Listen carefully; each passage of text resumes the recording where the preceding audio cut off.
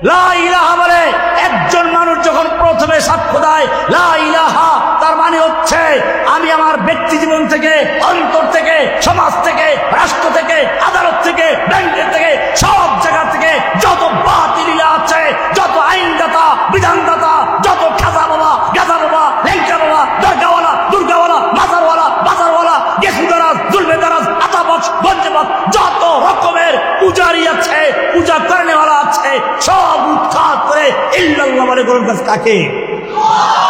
তাহলে কি পরিষ্কার হলো? বুঝে শুনে অন্তরের বিশ্বাস নিয়ে যদি বলা হয় তার নাম সাক্ষ্য। না বুঝে যদি কোনো ব্যক্তি কালেমার জপ করতে করতে কলম ফাটাইয়া বলায় তারপরও তার সাক্ষ্য হবে, ঠিক কিনা? তাহলে এই যে খুতবায় দাঁড়াই আমাদের খতিব সাহেবরা বলেন নাশহাদু আল্লা ইলাহা ইল্লাল্লাহু ওয়া নাশহাদু, আপনার সাক্ষ্য আপনি দিতে পারেন, আলোচনাটা জানি কি করে বলেন নাই? নাশহাদু কোন সিগা জমতা কেন? আমরা সাক্ষ্য দিচ্ছি, আমি আমারটা সাক্ষ্য দিচ্ছি অন্তরে বিশ্বাস নিয়ে। আমার মুসল্লিদের মধ্যে মদ, খরজু, অচর, নির্বাচনের দাঁড়িয়েওয়ালারাও তো আছে। সালমান রহমানের দাড়ি ছিল না? কয়দিন ঠিক ছিল? বিপদে বসা দাড়ি কেমন তোমার সনাতন হয়ে তারপর বাঁচতে পারে না। এই জন্য জেলখানায় একটা প্রবাদ আছে, রাজনীতিবিদের দাড়ি আর পুলিশের দাড়ি, নদীর পাড়ের বাড়ি, রেন্টাকারের গাড়ি ভরসা রাখতে না পারে। বোঝেন না কিছু? বোঝা গেল না? শাহাদু মুনাফিকরা সাক্ষ্য নাম দিয়েছে মিথ্যা কথা। এবারে প্রশ্ন হচ্ছে লা ইলাহা ইল্লাল্লাহর সাক্ষ্য দিতে হলে তোমাকে বুঝে শুনে দিতে হবে। কোরআনের সূরা মুহাম্মদে স্পষ্ট আছে ফা'লাম আন্নাহু লা ইলাহা ইল্লাল্লাহ, জেনে বুঝে বলো লা ইলাহা। এবারে বলে এই সাক্ষ্য এমন এক সাক্ষ্য, কুল আইয়ু শাইইন আকবারু শাহাদা, আল্লাহ পরীক্ষা নিচ্ছেন। কে প্রশ্ন করেছেন? আল্লাহ বার করেন কুল আইয়ু শাইইন আকবারু শাহাদা, বলো তো সবচেয়ে বড় সাক্ষ্য কোনটি? সবচেয়ে বড় সাক্ষ্য?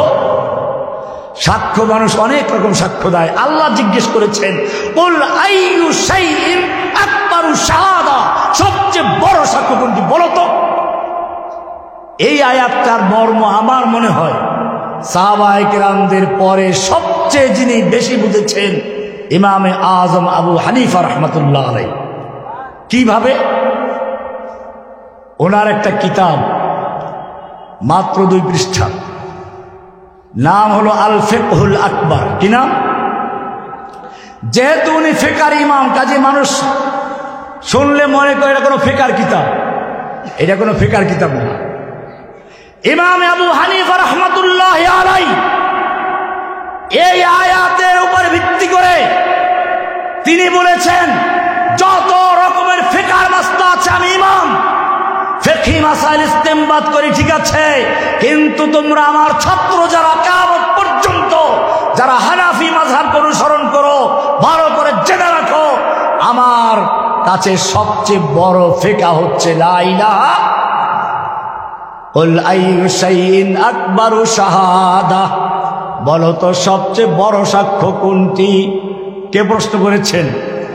কুল আইয়ু শাইইন আকবারু শাহাদা, এটা বলতে বলছেন সবচেয়ে বড় সাক্ষ্য কোনটি? আল্লাহ উত্তর নিজেই দিয়েছেন অনেক লম্বা ভূমিকা দিয়ে, তারপর লা ইলাহা ইল্লাল্লাহ। এইবারে আরো গুরুত্বপূর্ণ, লা ইলাহার সাক্ষ্য মানুষে দেয়, ফেরেশতারা দেয়, জিনে দেয়, গাছে দেয়, মাছে দেয়, তাতে শেষ হয় না। আল্লাহ বলছেন শাহিদাল্লাহু আন্নাহু লা ইলাহা ইল্লাল্লাহ। লা ইলাহার সাক্ষ্য দিয়েছেন কে? আল্লাহ নিজে। এবারে লা ইলাহার মধ্যে কি আছে ভালো করে শুনুন, গন্ডগোলটা এখানেই আছে। লা ইলাহা, লা মানে নেই, ইলাহা মানে কোনো মাবুদ। মাবুদ মানে হচ্ছে যার ইবাদত করা হয়। ইবাদত মানে গায়াতুত তাজাল্লুল। তাফসীর বাইজাবি খুলে দেখুন, ইয়াকা নাবুদুর ভিতরে লিখেছেন আল ইবাদাহ গায়াতুত তাজাল্লুল, চূড়ান্ত বিনয় প্রকাশ করা। হতে পারে সেজদার মাধ্যমে, হতে পারে দোয়া প্রার্থনার মাধ্যমে, হতে পারে হুকুম মানার মাধ্যমে, হতে পারে প্রার্থনার মাধ্যমে, হতে পারে পশু জবাই করার মাধ্যমে।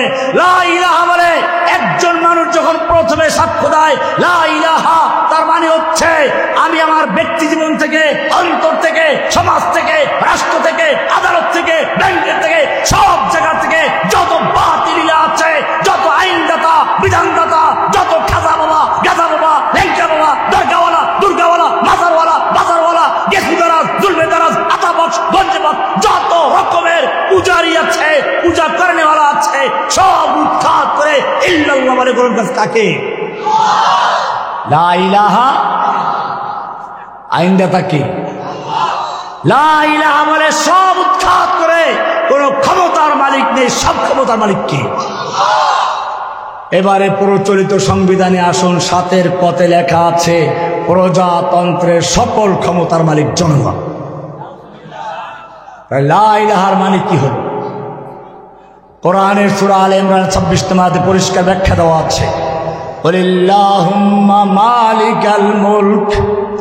হে নবী, যারা লা ইলাহা ইল্লাল্লাহ বলে ঈমান এনেছে, লা ইলাহা মানে নফি, ইল্লাল্লাহ মানে ইসবাত। লা ইলাহা মানে হচ্ছে তাখলিয়া, খালি করা, ইল্লাল্লাহ মানে হচ্ছে তাহলিয়া, পূরণ করা। লা ইলাহা মানে হচ্ছে কুফর করা, ইল্লাল্লাহ মানে হচ্ছে ঈমান আনা। বলবে এটা আবার কি জিনিস? ও মুসলমান, ভালো করে কোরআনের সূরা বাকারার 256 নম্বর আয়াতটা পড়ো। আল্লাহ বলছেন, ফামাইয়াকফুর বিত্তাগুত, যেই ব্যক্তি লা ইলাহা বলে সমস্ত তাগুতকে কুফর করলো। তাগুত মানে হচ্ছে আল্লাহর পরিবর্তে যার হুকুম মানা হয়, আল্লাহর পরিবর্তে যার আনুগত্য করা হয়, আল্লাহর পরিবর্তে যাকে সেজদা করা হয়, আল্লাহর পরিবর্তে যার পূজা করা হয়, আল্লাহর পরিবর্তে যার নামে পশু জবাই করা হয়, আল্লাহর পরিবর্তে যার নামে মান্যত করা হয়, আল্লাহর পরিবর্তে যার কাছে সন্তান চাওয়া হয়, আল্লাহর পরিবর্তে যার কাছে মুক্তি কামনা করা হয়, এই সবগুলো লা ইলাহা বলে উৎখাত করে ইল্লাল্লাহ বলে ওয়া ইউমিন বিল্লাহি, আল্লাহর উপরে ঈমান এনেছে। কয়টা হলো? লা ইলাহা মানে কুফর বিত্তাগুত, ফামাইয়াকফুর বিত্তাগুত ওয়া ইউমিন বিল্লাহ, ইল্লাল্লাহ বলে ঈমান বিল্লাহ। কয়টা হলো? একটা শক্ত করে কিছু ধরতে হলে কয় হাতে ধরতে হয়? মনে করেন আপনি গাছ থেকে ঝুলে পড়ছেন, এখন তাড়াতাড়ি 2 হাতে একটা ডাল ধরেছেন, কয় হাতে ঝুলতে পারবেন? 1 হাতে ধরলে। আল্লাহ বলছেন যে এই ব্যক্তি ফামাইয়াকফুর বিত্তাগুত, লা ইলাহা বলে সব তাগুতকে বর্জন করলো, ইল্লাল্লাহ মানে ঈমান বিল্লাহ ওয়া ইউমিন বিল্লাহ, আল্লাহ বলে ঈমান আনলো, ফাকাদ ইসতামসাকা বিল উরওয়াতিল উসতা। মাদ্রাসার ছেলেরা বুঝবে, ইসতামসাকা ইস্তেফাল থেকে ভালো করে শক্ত করে ধরা, মাসাকা না, ইসতামসাকা, শক্ত করে ধরেছে। কি ধরেছে? কি ধরেছে? বিল উরওয়াতিল উসকা, মজবুত ডাল ধরেছে, মজবুত রশি ধরেছে, মজবুত হাতল ধরেছে, লা ইনফিসাম লাহা, যা কখনো ছিঁড়ে যাবার নয়। কোন হাতল ধরেছে তাও কোরআনে আছে। এবারে কোরআন আরেকটা আয়াত শুনুন। কোরআন বলছে, আলাম তারা কাইফা দারাবাল্লাহু মাসালান কালিমাতান তাইয়িবাতান কাশাজারাতিন তাইয়িবাহ আসলুহা সাবিতুন ওয়া ফারউহা ফিস সামা। কোরআন কি সুন্দর করে বলছে, আলাম তারা কাইফা দারাবাল্লাহু মাসালান, ও মুমিন, তুমি যে লা ইলাহা ইল্লাল্লাহ বলে বিশ্বাস স্থাপন করেছো, জানো লা ইলাহা ইল্লাল্লাহ কি জিনিস? কাইফা দারাবাল্লাহু মাসালান কালিমাতান তাইয়্যিবা, আল্লাহ তাআলা কালিমায়ে তাইয়্যিবাকে কি সুন্দর একটা উদাহরণ দিয়েছেন। কাশাজারাতিন তাইয়্যিবা, একটা পবিত্র গাছের সঙ্গে তুলনা করেছেন। কি গাছের সঙ্গে? তা হাদিসে ব্যাখ্যা করা আছে, আসলুহা সাবিতু ওয়া ফারউহা ফিস সামা, যে গাছের শিকড়গুলো মাটিতে গাঁথা, ডালগুলো তার উপরে আছে।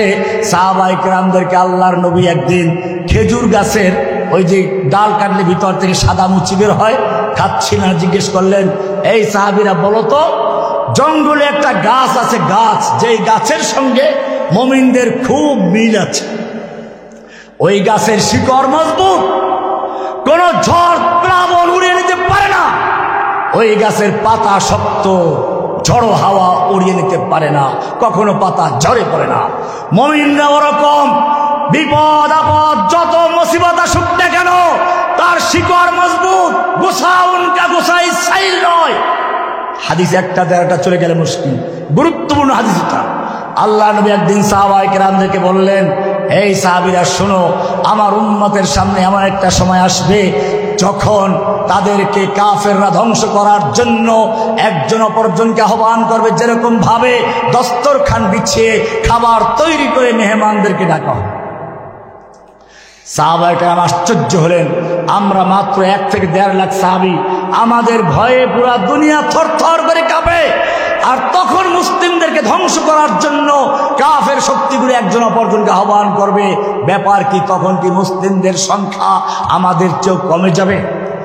আল্লাহর রাসূল সাল্লাল্লাহু আলাইহি ওয়াসাল্লাম বললেন, না না, কমে যাবে না, তোমাদের সংখ্যা তখন অনেক বেশি থাকবে, কোটি কোটি থাকবে, কিন্তু জেনে রাখো ওয়ালাকিন্নাকুম গুসাউন কাগুসাই সাইল, তোমাদের অবস্থা হবে তুফানের সময়, প্লাবনের সময় পানির উপরে ফেনা ভাসে, ফেনা বুদবুদ ভাসে, ওই ফেনার মতো হবে, কচুরিপানার মতো হবে, ময়লা আবর্জনার মতো হবে। পানির স্রোত যেদিকে ভাসিয়ে দেয় সেদিকে চলে যাবে, আবার বাতাসে ধাক্কা মারলে আর একদিক চলে যাবে। তোমাদের মুসলিমদের অবস্থা সেরকম। কিন্তু যাদের শিকড় মজবুত, আল্লাহর রাসূল সাল্লাল্লাহু আলাইহি ওয়াসাল্লাম জিজ্ঞেস করলেন, জানো জঙ্গলে একটা গাছ আছে, যেই গাছকে পানি বন্যা ভাসিয়ে নিতে পারে না, তার শিকড় মজবুত, বাতাসে তার পাতাগুলো ঝরাতে পারে না, পাতা শক্ত, বলো তো কি গাছ সেটা? সাহাবায়ে কেরাম জঙ্গলে চলে গেলেন, মানে কি উঠে জঙ্গল চলে দৌড়তেছে সবাই নাকি, মনে মনে জঙ্গলে গেছেন, হাদিসে আসছে না। যাই হোক, লম্বা হাদিস, আমি হাদিসের একটু ইঙ্গিত দিলাম। আল্লাহর নবী সাল্লাল্লাহু আলাইহি ওয়াসাল্লাম নিজেই বললেন, সেটা কি খেজুর গাছ নয়? এবারে আমরা কোরআনের ব্যাখ্যা পেয়ে গেছি।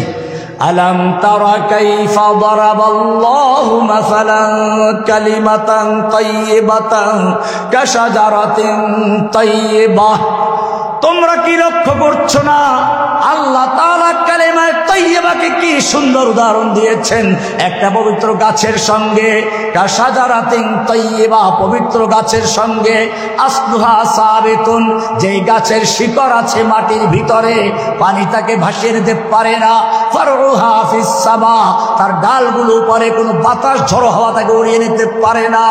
অমুসলিম সেটা কোনটা? লা ইলাহা ফামান ইয়াকফুর বিত্তাগুত, সুতরাং যেই ব্যক্তি লা ইলাহা বলে সব তাগুতকে বর্জন করলো না, উৎখাত করলো, ফামান ইয়াকফুর বিত্তাগুত, আদালত থেকে সব তাগুতকে উৎখাত করলো, সংসদ থেকে তাগুতকে উৎখাত করলো, সমাজ থেকে উৎখাত করলো, রাষ্ট্র থেকে উৎখাত করলো, পরিবার থেকে উৎখাত করলো, নিজের আত্মার থেকে উৎখাত করলো, ফামান ইয়াকফুর বিত্তাগুত ওয়া ইউমিন বিল্লাহি, অতঃপর আল্লাহর উপরে ঈমান আনলো, ফাকাদ ইসতামসাকা বিল উরওয়াতিল উসতা, সে শক্ত হাতল ধারণ করেছে, ইসতামসাকা, শক্তভাবে ধরেছে, কি ধারণ করেছে? বিল উরওয়াতিল উসতা, আল্লাহর রজ্জুকে ধারণ করেছে। লান ফিসামা লাহা, দুনিয়ার কোন প্লাবন, দুনিয়ার কোন শক্তি তাকে বিচ্ছিন্ন করতে পারে না, উড়িয়ে নিতে পারে না, হোক না ভারতের পারমাণবিক বোমা, হোক না সেই ক্ষেপণাস্ত্র, হোক না লক্ষ লক্ষ সৈন্য, হোক না তাদের লেংটি পরা গরুর বুধ খাওয়া লক্ষ লক্ষ হিন্দু, লান ফিসামা লাহা, সব শক্তি মিলে ওরা বিচ্ছিন্ন করতে পারবে না, কারণ তার সম্পর্ক আসতে। যালিকা বিআন্নাল্লাহা মাওলাল্লাযীনা আমানু ওয়া আন্নাল কাফিরিনা লা মাওলা লাহুম।